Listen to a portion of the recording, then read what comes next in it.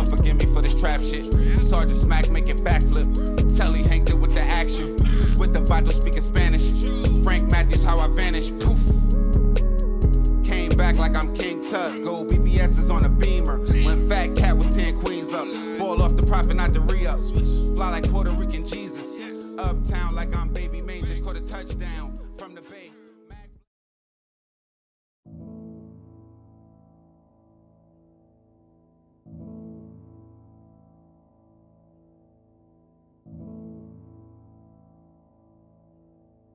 Lord forgive me for this trap shit. Sergeant Smack make it backflip. Telly Hank it with the action. With the vital speaking Spanish. Frank Matthews how I vanish. Poof. Came back like I'm King Tut. Gold BBS is on a beamer. When Fat Cat was 10 queens up. Ball off the profit, not the re-up. Fly like Puerto Rican Jesus. Uptown like I'm Baby Maine. Just caught a touchdown from the Bay.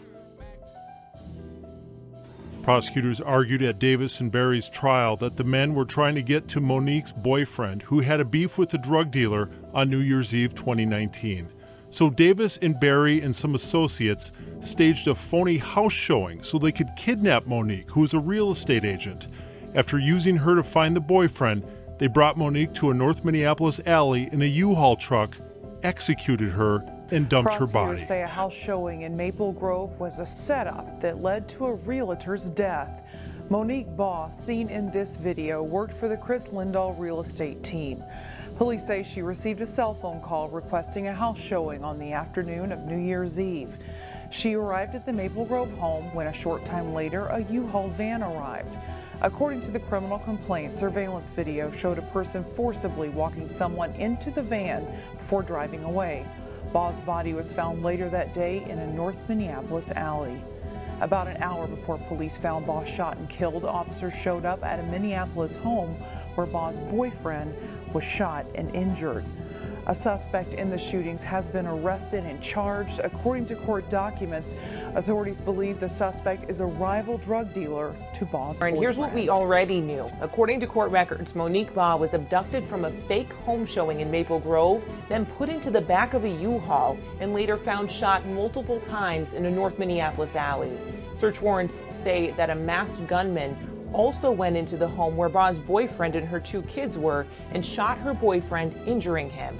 Those search warrants also lay out a lot more information about who was involved in the shootings and why.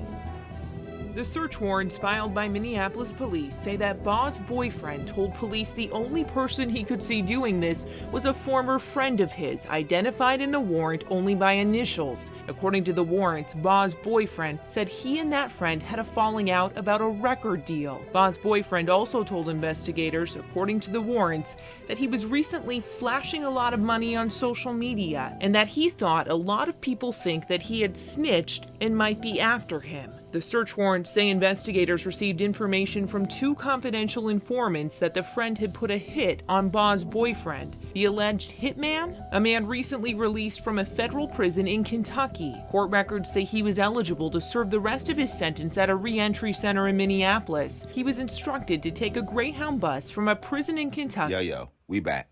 It's your boy Populi. Mob. We on our way to Minneapolis with it. Minnesota, where the gangsters at. We don't get here that often, but if we got anybody that's watching, we definitely need y'all in the comment box to represent. Now, me personally, when I think about Minnesota, the first thing I think about is coal. Of course, you got the Timberwolves. I know they got a large refugee population that goes on there, but they also got a hidden side of gangster shit. And this story is going to detail that for some of y'all not familiar. Now, we're going to have to start off the story by talking about a Minneapolis realtor by the name of Monique Baugh. Now, by all accounts, she was one of these popular realtors, and with social media, we see them now where they're sharing on Instagram, trying to spread awareness to their brand and really meet prospective new buyers. And with somebody that was as good looking as Monique Baugh was, I'm sure she didn't really have a lot of issues with that. And in this prospective case, she's going to somewhat be the star. But if this was a movie, she would only be the star by default because the person that this plan is orchestrated behind is going to be her boyfriend, who would be a guy by the name of John Mitchell Moma, or Moma, who was described by a lot of the media outlets online as a popular rapper in the Minneapolis area. Now, this story is going to have everything from betrayal, robbery plots, snitch allegations, and ultimately murder. And everything really starts to unfold on December 31st or New Year's Eve in 2019, when Monique Ball would get a call for a scheduling to view a house. Now, not knowing it at the time, that call was going to be coming from the girlfriend of who I would say is the star or co-star of this case, and definitely this Mob Ties episode. He's going to be a guy by the name of Lyndon Wiggins. Now, Lyndon Wiggins' girlfriend, a female by the name of Elsa Segura, who was a probation officer and actually kind of dragged into this plot, kind of like Monique Barr, are just pretty much co-stars, but their roles in this would cost them everything.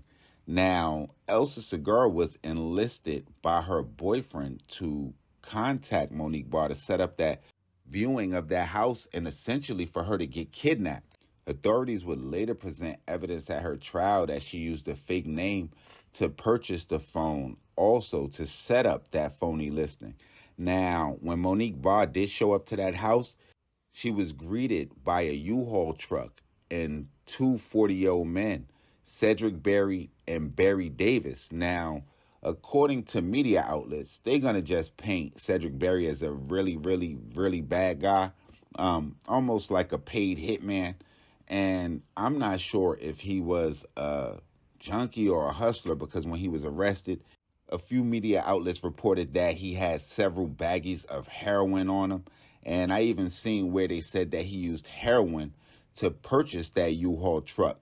But nonetheless, they would go on to kidnap Monique Barr from that house listing to try to get information on where her boyfriend was. Now, after somehow getting that information out of her, who knows what they did to her, they would go to the location of Monique's boyfriend, John Mitchell Moma, which they say Cedric Berry would proceed to shoot him multiple times while he was in the house with a toddler and I want to say an infant upstairs. So it's just wild, crazy. Police would arrive on the scene of that shooting, not knowing nothing about the previous abduction.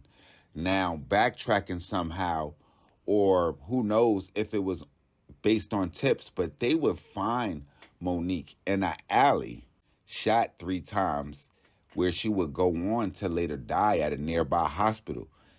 That would lead investigators to kind of tie the two situations together and say that this was some kind of business feud.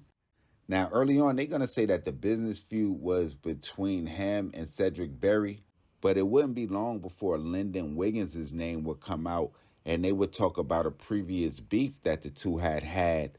And a lot of it centered around a record deal that Monique Barr's boyfriend was supposedly signing. He had posted a lot of pictures on his Instagram with Rick Ross, Lil Baby, 50 Cent. They also said he was flashing a lot of money. So we would never really know what the entirety of the situation was, but it ended up with Monique Barr being murdered, Lyndon Mitchell being sentenced to life, as well as his girlfriend, as well as Cedric Berry and Barry Davis. So this is really just a tragic tale of really watch who you associate with on all levels, because if John Mitchell Moma did not associate with Lyndon Wiggins, none of this would have occurred. But that's also the situation between Monique Barr and her boyfriend, John Mitchell Moma. And you can say the same thing with Lyndon Wiggins and Elsa Segura. She was a probation officer, and she ended up getting life just for purchasing that phone and setting up that meeting.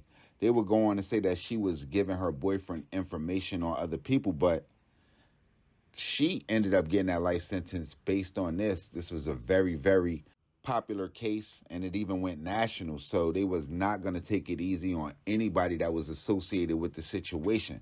Now, I definitely need my people from Indianapolis to get in the comment box and let us know if y'all remember this. It was a New Year's Eve murder, so it's going to be hard to kind of forget a situation like this. But y'all get in the comment box. Matter of fact, everybody, let me know what we got wrong, where we need to head to next, what stories we missed. And y'all know what it is with me. It's your boy Popular. Y'all make sure y'all follow me on Instagram, Twitter, POP_A_LOT. Y'all hit the subscribe button right under this video so y'all know when this real trill spill shit is dropping. And we gonna be back with more. Y'all know what it is. Mob, mob, mob.